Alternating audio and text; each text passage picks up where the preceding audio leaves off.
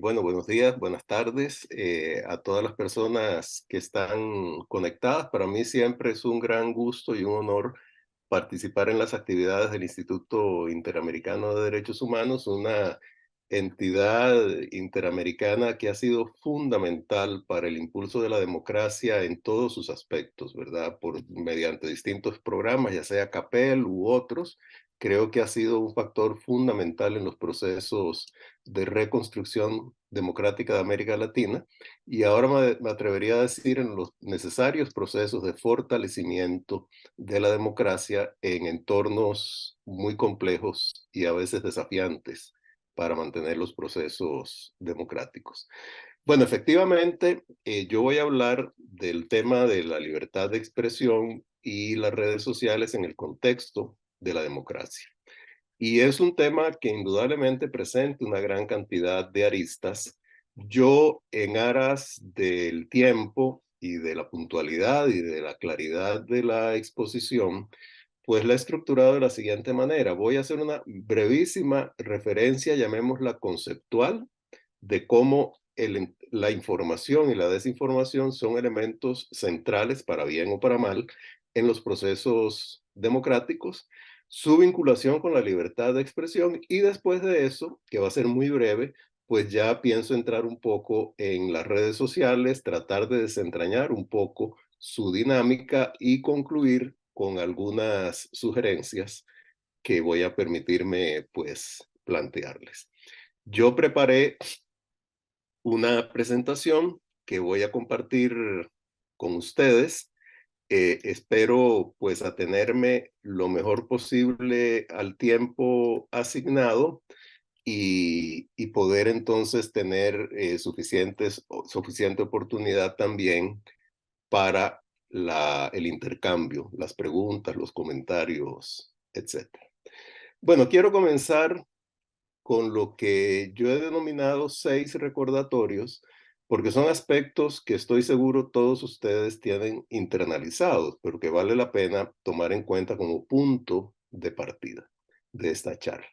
Bueno, primero, que la libertad de expresión es un derecho individual y social que nos pertenece a todos, es un derecho universal, como todos los derechos humanos, constituye un pilar de la democracia y esto ha sido algo, todos estos puntos han sido desarrollados por abundante y muy, digamos, lúcida jurisprudencia de la Corte Interamericana de Derechos Humanos, entre otros organismos, que la esencia de la libertad de expresión, aunque tiene una gran cantidad de matices, es la posibilidad de expresarnos o la libertad de expresarnos sin temor a ser castigados, a ser censurados, amenazados, denigrados o perseguidos, ¿verdad? Luego que incluye no solo la libertad de divulgar, o sea, la de expresarnos en sí, sino también la de buscar, recibir e intercambiar informaciones y expresiones por cualquier medio o vía. Y que su principal dimensión social es la libertad de prensa, es la que le da, o la libertad de difusión mediante instrumentos de comunicación que llegan al conjunto de la sociedad. Y digamos, esto genéricamente se ha llamado libertad de prensa, aunque también pues, se relaciona con cualquier tipo de medio o plataforma de comunicación. La otra, digamos, el otro elemento de índole conceptual al que quería referirme es al tema de la información, la democracia y las instituciones a partir de un modelo muy sintético, como todo modelo, pues es una abstracción y como toda abstracción tiene que dejar por fuera detalles y parte indudablemente de una perspectiva y de una visión que yo tengo. Así que es algo que perfectamente se puede discutir, ¿verdad? No, no lo veo yo ni lo planteo como un modelo definitivo.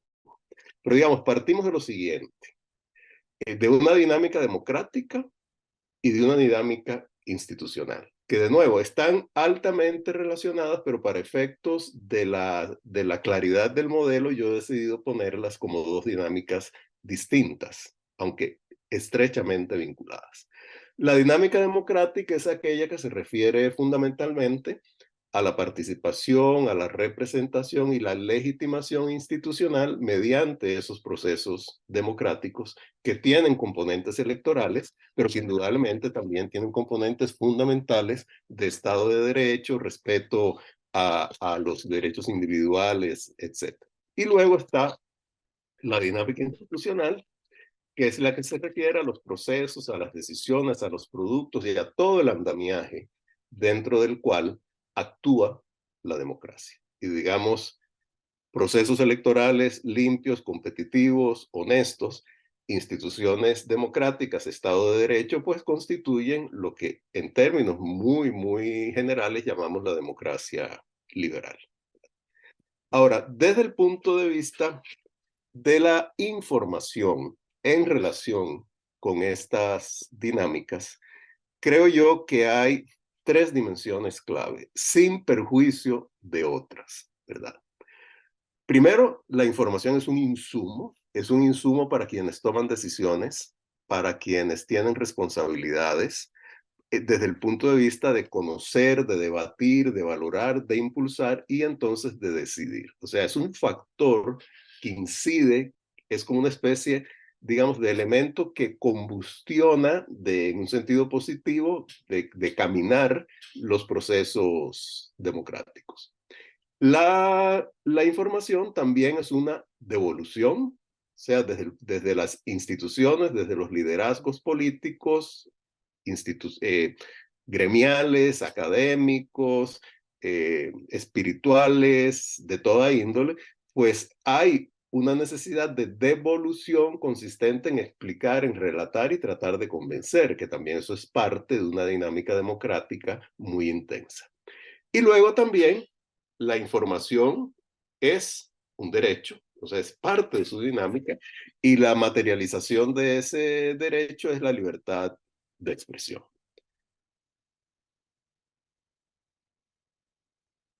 Lo que sucede, perdón, disculpen que me... Lo que sucede, perdón, la fidelidad, digamos, la calidad de la información en términos generales, la integralidad y la integridad de la información facilitan las dinámicas, o sea, tanto la dinámica democrática como la dinámica institucional y alimentan las tres dimensiones clave a las que me he referido. O sea, en este sentido, más a contrario sensu, cuando hay distorsión, cuando hay manipulación, cuando hay confusión, cuando hay irrelevancia o entropía, dificultan el cumplimiento o la dinámica democrática y la dinámica institucional. Y de esto último, o sea, es de esa dificultad, de ese entorpecimiento, es de lo que hablamos cuando nos referimos a desinformación. Y la desinformación, desgraciadamente, propicia, indudablemente, pero también se nutre de las falencias democráticas e institucionales, del contexto mediático y de otra serie de elementos que no he incluido ahí, entre los cuales nuestros sesgos personales son un factor fundamental para expandirse y tener un impacto en los ámbitos de la democracia en su sentido general. Ahora, esto nos lleva, lo que acabo de decir, a lo que yo considero una conclusión. Y es que para que haya un ejercicio democrático institucional suficiente, robusto, suficientemente, perdón, robusto y asentado en el diálogo y la comunicación, o sea, en esa democracia deliberativa que han hablado varios autores, entre otros Jorgen Habermas, no basta con la libertad de expresión, sino que existen otros requisitos que yo considero fundamentales, entre los cuales están la calidad de la información, los ámbitos de interacción simbólica compartidos, y esto tiene que ver mucho con un concepto de verdades fácticas que también son compartidas. O sea, las verdades fácticas pueden ser el aceptar, porque hay evidencia científica, que estamos en un proceso de calentamiento global y que ese proceso de calentamiento global es inducido en gran medida por factores antropocénicos. Eso alguna gente lo niega, pero es parte precisamente, esa negatividad o ese negativismo y el no reconocer esa verdad compartida que muchas veces provienen precisamente de los ámbitos de los expertos, es uno de los elementos que alimenta la desinformación, pero que por otro lado, si se acepta, pues genera un tipo de discusión pública más robusto, más adecuado, más conducente a facilitar y a perfeccionar los procesos democráticos. E indudablemente todo esto requiere de grados razonables de tolerancia y respeto. Y bueno, y aquí pongo una cita de un artículo que salió recientemente en el diario británico Financial Times, de una autora que habla mucho sobre el tema de las redes sociales, en la cual nos dice, bueno, la libertad de expresión realmente es como una energía y como cualquier energía necesita ser encauzada correctamente para tener utilidad. Y tal vez la analogía más, digamos, impactante es el caso de la energía nuclear. ¿Verdad? La energía nuclear puede ser encauzada hacia una serie de aspectos positivos, diagnósticos médicos, generación de electricidad, pero también es uno de los factores que puede causar más destrucción indiscriminada con efectos muy serios sobre la población. Y bueno, y entonces la gran pregunta que yo creo que tenemos que hacernos en el marco de la democracia es cómo tratar precisamente de encauzar esa energía de la libertad de expresión que debe ir idealmente acompañada de factores como la calidad de la información, las verdades compartidas, ámbitos de identidades también generalmente compartidos y razonable respeto, tolerancia a la opinión o al estilo de vida o a las condiciones individuales y a las convicciones de otras personas sin afectar derechos individuales. O sea, porque aquí no se trata de la opción autoritaria de ponerse ya a regular minuciosamente el uso de los instrumentos de comunicación, sino de ver cómo estos instrumentos de comunicación, entre los cuales las redes sociales son fundamentales, pueden desarrollarse en un sentido positivo y neutralizando lo más posible los aspectos negativos en un ámbito de derechos individuales, de democracia y en un Estado de derecho, digamos, de raigambre liberal con dimensiones sociales, culturales, etcétera. Y bueno, entonces esto es un poco como el punto de partida, llamémoslo conceptual, del cual quiero seguir entonces ya a hablar del tema de las redes sociales. Aquí trato como para comenzar a identificarlas bien, de hacer una comparación entre los modelos de comunicación lineal, que han sido los modelos clásicos de la comunicación, alrededor de los cuales realmente la comunicación se comenzó a desarrollar como una disciplina de las ciencias sociales autónomas en los años, fundamentalmente en los años 30, 40, ¿verdad?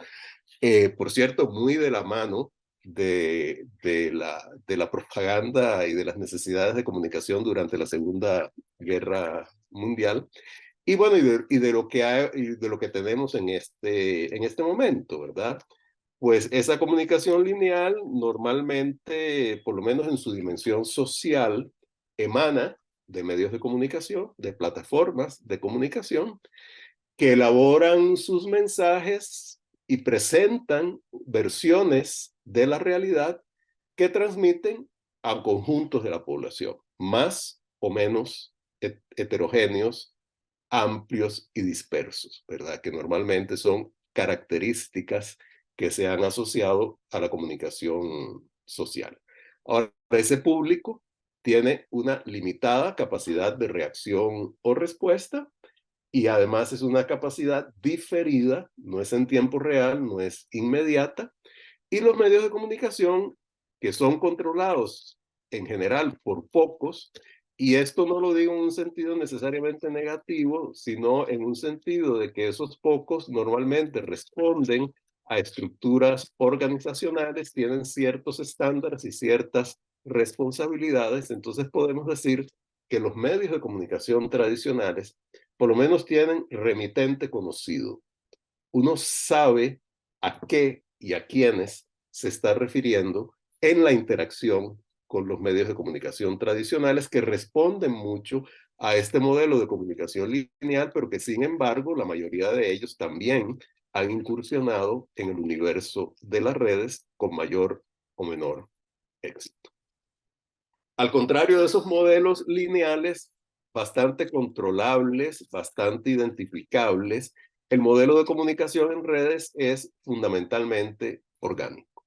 Es una dinámica que una vez que un mensaje se coloca en las redes, irrumpe en las redes, el emisor de ese mensaje prácticamente pierde control de él.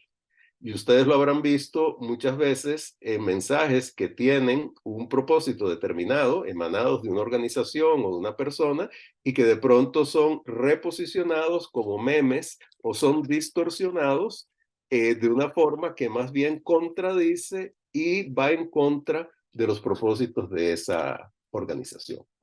Y si alguna característica tiene el modelo de comunicación en redes es su diversidad, su multiplicidad, y que ya sea que esa comunicación emane de individuos o de organizaciones, las responsabilidades de estos son difusas, a menos que esas organizaciones tengan un fundamento, digamos, tangible en el ámbito jurídico, sean instituciones gubernamentales, empresas privadas, asociaciones reconocidas o medios de comunicación reconocidos. De lo contrario, el saber a quién nos tenemos que dirigir si tenemos algún reclamo, ya sea de una índole social o legal, es muy difícil. Las redes sociales, y aquí estoy utilizando una estadística de un sitio que se llama We Are Social, que tiene una serie de informaciones sobre redes sociales. Para no caer en demasiado detalle sobre esto, simplemente lo que incluyo aquí es el uso de las redes sociales como porcentaje del total de la población. Y como ustedes podrán ver, en América Central, casi, bueno, un 68,5% de la población, esto estamos hablando de datos del mes antepasado, o sea, de octubre, utiliza redes sociales. En el Caribe, estos son promedios, ¿verdad? Por supuesto que esto varía según cada país. En el Caribe, ese porcentaje es sustancialmente menor, el 50%, y en Sudamérica es muy parecido a Centroamérica. Pero ustedes podrán ver que el promedio global es 61,4%, digamos, los campeones en su uso están en América, perdón, en Europa del Norte y en Europa Occidental, y ya en otras zonas del mundo, perdón, en otras zonas del mundo baja. Ahora, ¿por qué pongo esto? Bueno, porque esto nos da una idea de la centralidad de las redes sociales, y estoy hablando de un universo bastante amplio: Facebook, Twitter, TikTok, Instagram, YouTube, incluso también los servicios de mensajería como WhatsApp o Telegram. O sea, todo, Snapchat, todo es universo de redes sociales que son plataformas desde las cuales podemos incidir en la vida pública. Y ahora quiero, pues, plantearles a ustedes una cierta, digamos, disección de ese universo de las redes sociales desde la perspectiva que yo tengo. Y bueno, y parto primero, y esto, si se quiere, es una cosa bastante neutra, de los rasgos esenciales de las redes sociales. Entre esos rasgos están que, bueno, son muy accesibles. Prácticamente cualquier persona con un dispositivo que tenga conectividad puede participar en las redes sociales de manera activa o pasiva. Son inmediatas, en tiempo real. Por supuesto que uno deliberadamente puede consultarlas de manera diferida, pero si uno desea, pues las puede tener constantemente en procesos de alimentación. Son muy dispersas, están en todo el mundo, pertenecen a una diversidad de afiliaciones y no tienen barreras. Además, bueno, son abundantes, a veces al punto, y eso lo vamos a ver dentro de un ratito, del agobio.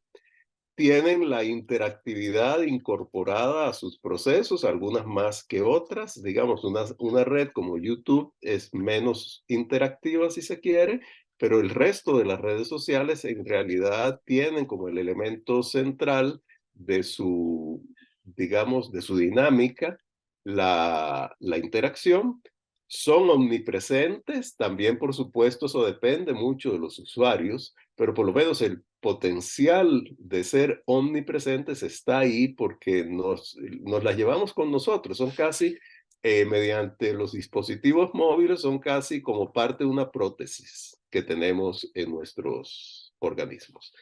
En términos generales, no tienen costos, por lo menos ostensibles, económicos. Mucha gente dice, y yo creo que con razón, que uno paga con sus datos. Y realmente eso es un costo que si no se transparenta puede ser muy, muy grave y hay que tenerlo muy presente. Pero aquí lo planteo en el sentido de que salvo algunos, digamos, servicios especializados de algunas de estas redes, no nos cuestan plata. No tenemos que sacar dinero de nuestro patrimonio. Tienen una gran desjerarquización, pero sin embargo, y yo creo que esto hay que tenerlo muy presente, también son mediadas en el sentido de que los algoritmos de las redes sociales disponen a qué tipo de mensajes en función de qué tipos de usuarios se les da o no se les da preferencia. Y desgraciadamente, como estos algoritmos van orientados fundamentalmente a generar participación, a generar lo que en inglés se dice engagement por parte de la población, y como desgraciadamente también lo que es la crítica, lo que son los comentarios negativos generan más interés, pues los algoritmos muchísimas veces privilegian mensajes que no necesariamente son los más adecuados, no necesariamente son los que contribuyen más precisamente a ese concepto de debate público, racional y democrático que es tan importante para la vida en sociedad.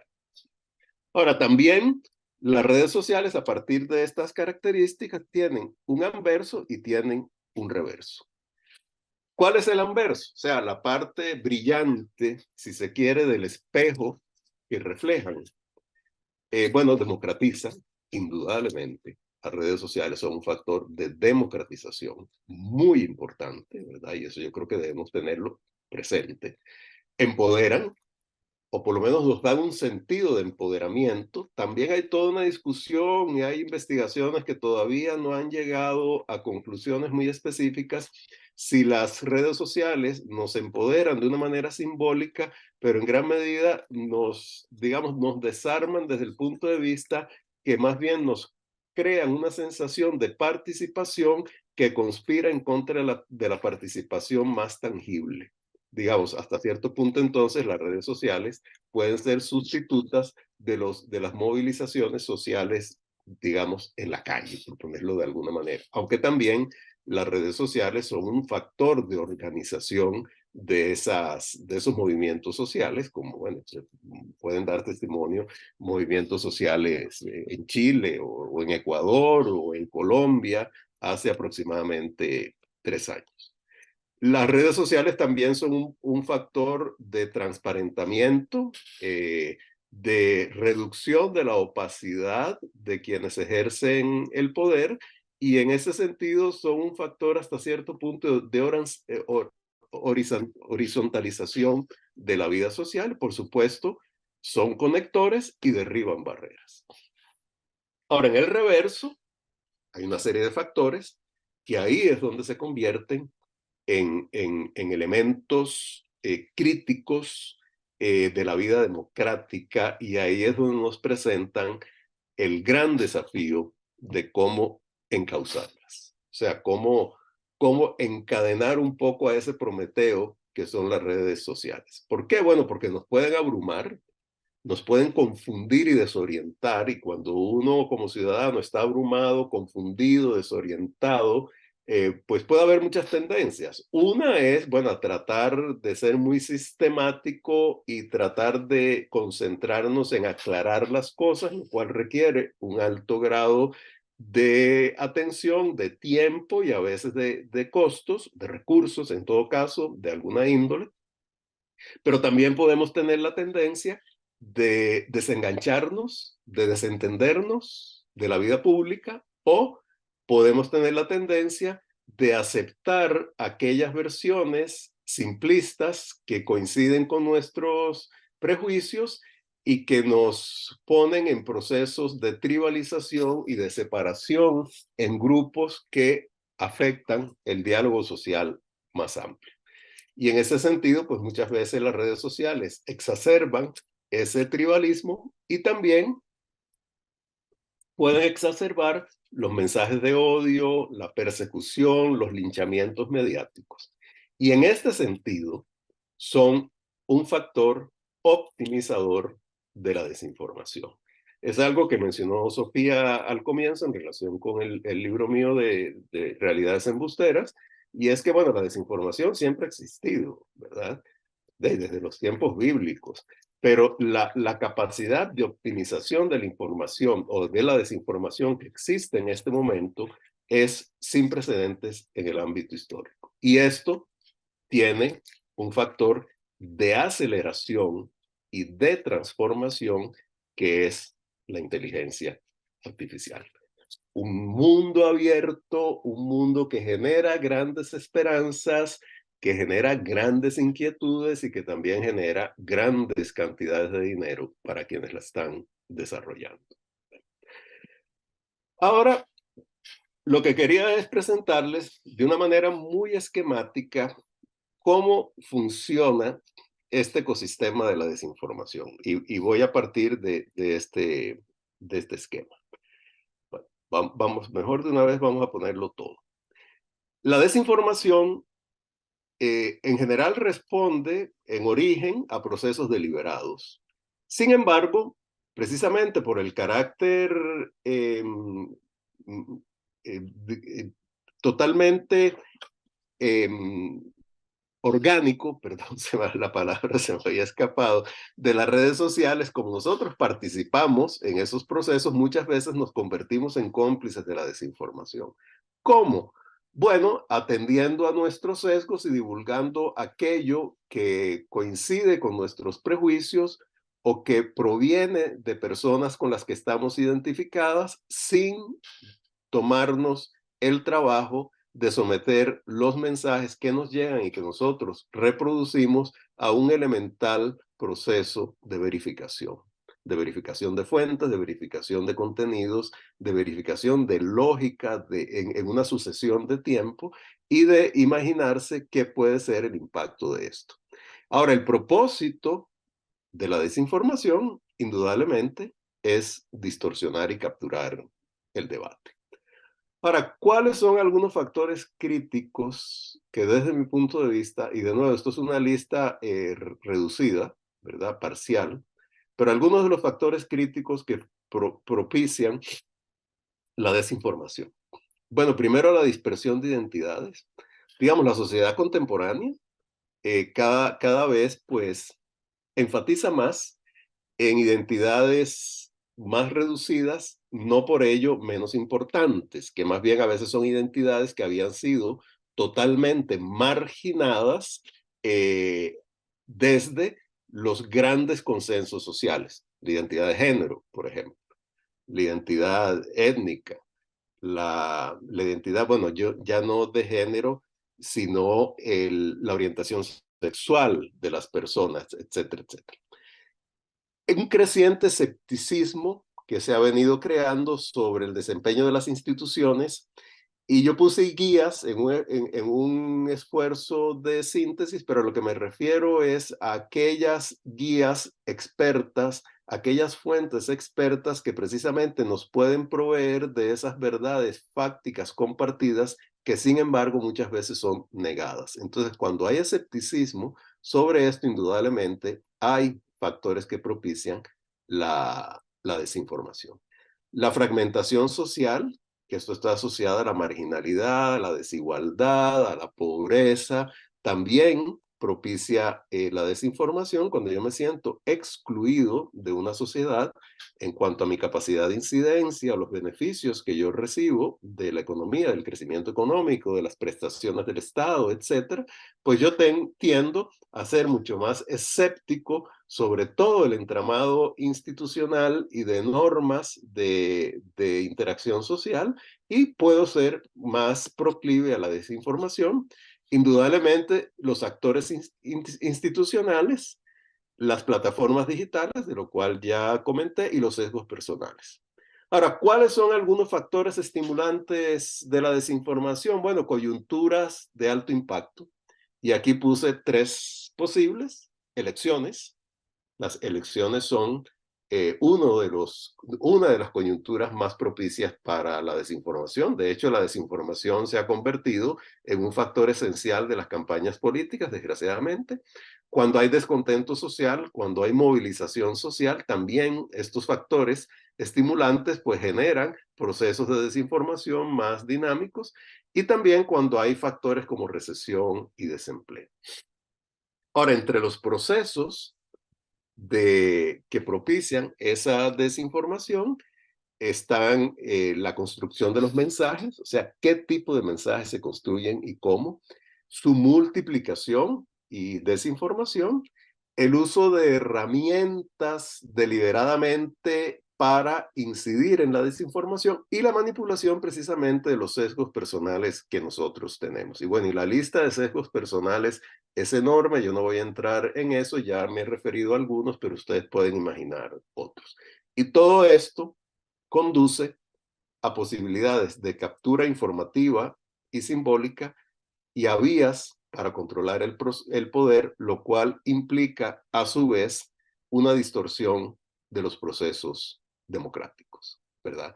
Y ahí es donde está el gran desafío de cómo manejar las redes sociales.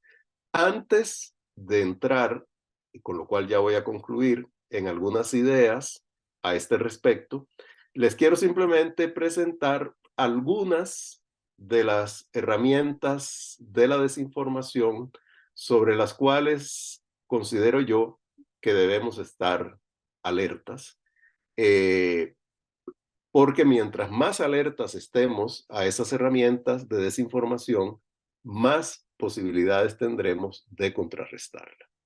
Bueno, indudablemente, los esfuerzos deliberados por manipular la realidad, por no necesariamente mentir, porque a veces la mentira es muy obvia y muy identificable, sino de manipular los hechos y a una situación en la cual hay algunos factores verosímiles o verídicos, añadir falsedades que entonces generan imágenes de la realidad distorsionadas e impulsan medias verdades. Esa es una de las herramientas que se utilizan en el impulso deliberado de la desinformación.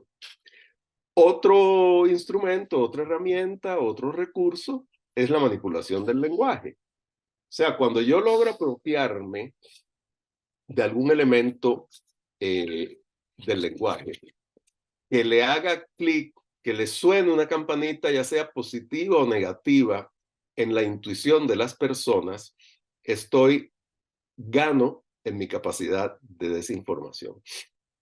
Yo en el libro este que mencionó Sofía pongo un ejemplo de todo el debate sobre el aborto, sin tomar posición en ese debate, pero una cosa, digamos, es cuando yo hablo de que yo soy pro vida, estoy teniendo una connotación muy positiva, por lo menos lingüísticamente positiva. Ya uno la puede matizar de otras maneras, que si yo hablo de un derecho a escoger, que es algo como más individual.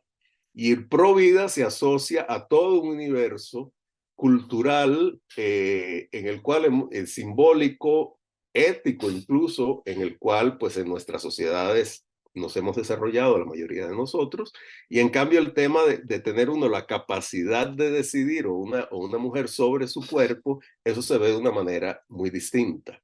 Eso es simplemente un elemento, ¿verdad? Y ustedes habrán visto que muchos proyectos de ley que, por ejemplo, lo que pretenden es subir impuestos, se ponen, bueno, proyectos de consolidación fiscal o procesos que lo que pretenden es tener un cierto uso del clientelismo, se presentan como promoción social, etcétera, etcétera. Entonces, el uso del lenguaje, y eso también es algo sumamente antiguo, es un elemento que, que,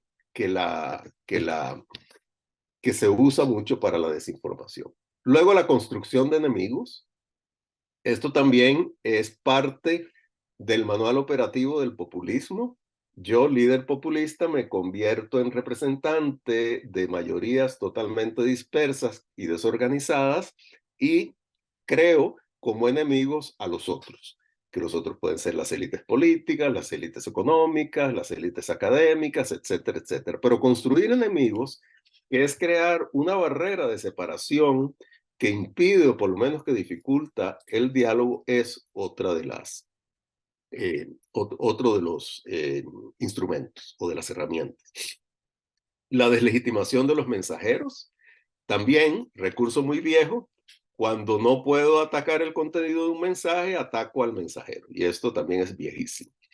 El uso de troles, esto sí es algo nuevo, y ya sean troles personales o troles automatizados, los famosos bots, ¿verdad? De robots, para inundar las redes, atacar o elevar a pesos mensajes y dar una impresión de un estado de opinión que no necesariamente responde a la realidad, pero que al presentarse como real, digamos, teorema de Thomas, ¿verdad? Puede ser real en sus consecuencias. Luego, fabricar fuentes legítimas o el uso de algunas que no lo son.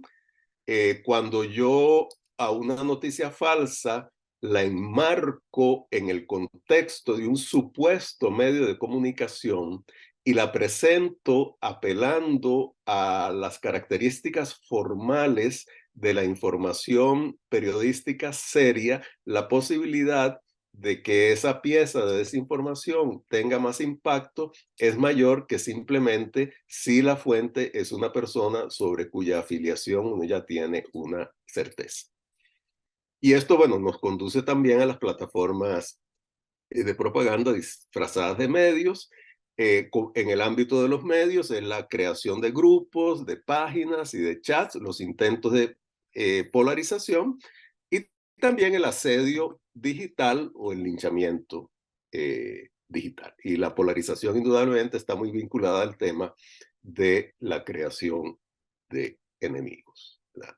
Entonces, bueno, esto es así como un repertorio de herramientas de la desinformación, digamos, producto de mi observación de esa dinámica, indudablemente uno podría añadir otros factores, pero aquí no estoy hablando de las condiciones que propician la desinformación, sino en esas condiciones, cuáles son los métodos, las herramientas, los instrumentos que se utilizan para propiciarla. Entonces, bueno, este es el problema. Este es digamos, el gran desafío. Y ya voy a comenzar, o ya a cerrar, refiriéndome a una serie de posibles iniciativas que yo he agrupado en tres conjuntos. O sea, iniciativas para contrarrestar la desinformación en contextos democráticos, sin utilizar eh, el impedimento de los mensajes, sin afectar la libertad de expresión. Porque si algo yo creo que nosotros debemos tener muy presente, y si en algo tenemos que ser muy cuidadosos, es en que las estrategias que utilicemos en el marco de la democracia no conspiren en contra de la democracia, en contra de valores fundamentales y en contra de derechos individuales, sociales, económicos, culturales. Ahora, en el ámbito de la política pública, yo aquí pues planteo 5 opciones. Una que es como muy general y que, digamos, es casi como decir a quien interese, ¿verdad? Pero yo creo que aquí los dirigentes políticos, sociales, los líderes de opinión y las instituciones y los grupos organizados tienen una gran responsabilidad y consiste en reforzar los anclajes democráticos y la cohesión social. O sea, ha habido una serie de investigaciones, por ejemplo, ¿por qué en países nórdicos, Finlandia, Suecia, Noruega, Dinamarca, la desinformación no tiene el impacto y no camina con la misma velocidad que en otros ámbitos? Bueno, porque son sociedades con una gran cohesión social y además con un elemento de confianza, no solo en los seres humanos iguales que yo, con los que yo interactúo, sino en el contexto de la dinámica social mucho mayor a la que existe en otros países. Ahora, esto es producto de una evolución de larga data, pero que, bueno, no debemos dejar de aspirar a ella. Mientras más puros, más dinámicos, más responsivos y mejores resultados muestren los procesos democráticos, más profundos van a ser esos anclajes y esa cohesión social y por ende la posibilidad de que la desinformación impacte mucho en los procesos de discusión pública va a ser menor. El otro es el fortalecimiento y la relegitimación institucional. Y esto no es simplemente hacer campañas de publicidad ni nada, ¿verdad? Sino que las instituciones cumplan adecuadamente las funciones que les han sido encomendadas. Y esto tiene que ver con transparencia, con proactividad y con no dejar vacíos. No dejar vacíos, ojalá en servicios, pero no dejar vacíos en información. Y desgraciadamente, en muchos de nuestros países hay una gran reticencia de parte de los funcionarios públicos a brindar y a abrirse a la información. Y a falta de información, pues la posibilidad de que se generen opciones alternativas para llenar esos vacíos aumenta y muchas veces esas opciones alternativas son desinforman, mejor dicho. Luego, impulsar la calidad del debate público. Esto es algo que tiene que ver mucho con los líderes de opinión, no solo quienes están postulando a cargos de elección popular o a cargos en instituciones o en asociaciones, sino en general los líderes de opinión. Y estamos también ante ese otro enorme desafío de nuestros países que trasciende, por supuesto, el ámbito de la desinformación, que es la calidad y pertinencia de la educación, en lo cual, pues, las falencias son bastante abundantes. Ahora, estos son, reitero, como algunas, o estas son algunas ideas en relación con esos ámbitos que pertenecen más a la política pública, a lo social entendido como lo colectivo y a lo institucional. Ahora, hay otro ámbito que yo he denominado un ámbito mixto, que incluye aspectos sociales, digamos como de interacción entre seres humanos y aspectos individuales. Y bueno, ¿y a qué me refiero? Por ejemplo, alfabetización mediática. La coloqué aquí porque si bien es cierto, la alfabetización mediática idealmente debe responder a una política pública, sin duda, pero tampoco es algo que solo se pueda hacer desde la política pública. La posibilidad de generar desde organizaciones no gubernamentales, incluso desde empresas, una alfabetización mediática, una ciudadanía digitalmente alerta y responsable es fundamental. Hay una buena noticia en esto, y es que una gran cantidad de investigaciones, por lo menos en Estados Unidos y Europa, que son las que yo conozco, pues han puesto de manifiesto que las personas que son usuarias más intensas de las redes sociales, en general, son menos proclives a la desinformación. ¿Pero a qué me refiero? O sea, personas que tienen un uso intenso, pero que conocen del instrumento. No la persona que de pronto entra, no sé, mi tía, mi prima, mi mamá, y que le manda un mensaje a una vecina que lo oyó, no sé, en la tienda de abasto de su barrio y que alguien se lo dijo y ella lo reproduce, que coincide con sus sesgos, plum, y ahí se reproduce. Y esto, por cierto, es uno de los grandes desafíos que hay en las redes sociales cerradas, o sea, en los servicios de mensajería. A diferencia, por ejemplo, de WhatsApp, de Twitter, de TikTok, que lo que sale está ahí y uno lo puede ver, aunque lo que yo veo probablemente es distinto a lo que ve un hijo mío, porque todo eso está precisamente mediado por los algoritmos, pero por lo menos está expuesto. En cambio, en los grupos de WhatsApp, o en la mensajería individual, o en los grupos de Telegram, o en menor medida uno como Signal, pues lo que pasa ahí, lo que se transmite es privado. Y así tiene que ser. Pero eso hace que al no estar sujeto al escrutinio público, pueda ser una vía de manipulación muchísimo más eficaz. Yo a veces he utilizado la analogía de que esos servicios de mensajería son como el cableado oculto que está metido en las paredes, o el, el alcantarillado, si lo queremos poner de una manera más negativa, que también está soterrado de la desinformación. Ahora, también es importante generar conciencia sobre nuestros sesgos personales. Eso puede pertenecer al ámbito de la educación, pero también se puede dar en otros ámbitos. Fortalecer las organizaciones periodísticas y el quehacer periodístico. Y ojo que hablo de organizaciones, no estoy hablando necesariamente de medios. Aquí incluyo tanto los medios tradicionales como nuevas organizaciones periodísticas que responden a ciertos valores, a ciertas estructuras profesionales, a una dinámica institucional, a una ética, a unos parámetros, y que son necesarias para alimentar al público no solo de plataformas de discusión racional, sino también de información adecuada que propicie esa discusión. Y luego están los servicios de verificación informativa, los fact-checkers o los fact-checking, que son eficaces, pero tienen un problema, y es que su trabajo es como forense.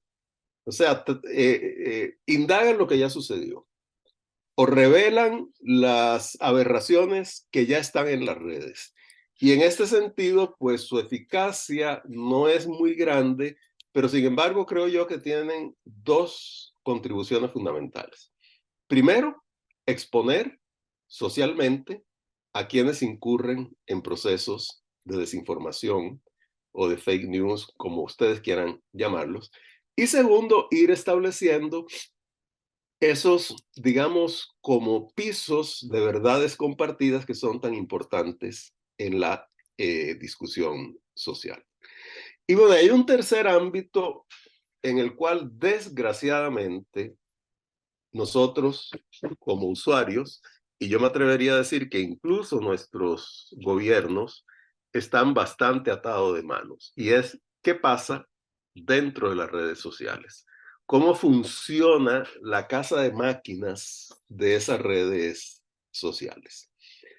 Y bueno, dentro de las iniciativas que yo considero más lúcidas y más afines a los valores democráticos que se han dado para tratar de que las redes sociales y las plataformas y las empresas que las desarrollan actúen conforme a ciertos valores esenciales en un contexto democrático, donde más se ha avanzado en eso es en la regulación de la Unión Europea. Y quienes tengan interés en cómo regular en democracia, siempre con una serie de ámbitos en los cuales uno no puede garantizar un efecto entre causa y consecuencia inmediato, pero los invito y las invito a que las lean. Y luego también, por lo menos, nosotros como usuarios y las instituciones y los gobiernos de nuestros países deben insistir en que por lo menos haya transparencia sobre esos algoritmos y modelos de negocios de las redes y de las plataformas sociales, y también que haya ejercicios responsables de moderación en las redes. Ahora, todo esto, reitero, con respeto, creo yo, a la dinámica y los valores democráticos, y un punto, digamos, de referencia que puede ser interesante y sobre el cual todo el proceso de la pandemia nos dejó muchas enseñanzas, es adoptar abordajes de salud pública. ¿En qué sentido? Bueno, los abordajes de salud pública, de una manera así, muy simplificada, tienen esfuerzos primarios, prevención, o sea, aunque esto ahora sea también parte de lo que se discute, vacunación, higiene, agua potable, acceso a servicios, adecuada información sobre riesgos, divulgación de epidemias. O sea, estamos hablando de los esfuerzos primarios. Es un asunto preventivo. Esfuerzos secundarios son los esfuerzos de intervención, en el sentido de que hay un brote, por ejemplo, de una epidemia en un ámbito determinado y se interviene para tratar de frenar el desarrollo.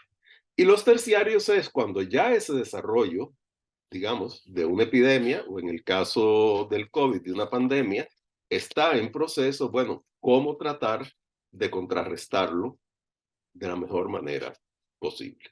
Creo que este abordaje, o por lo menos esta analogía de los abordajes de salud pública, puede ser muy útil para combatir la desinformación en procesos democráticos. Y bueno, y esto es básicamente lo que yo deseaba compartir con ustedes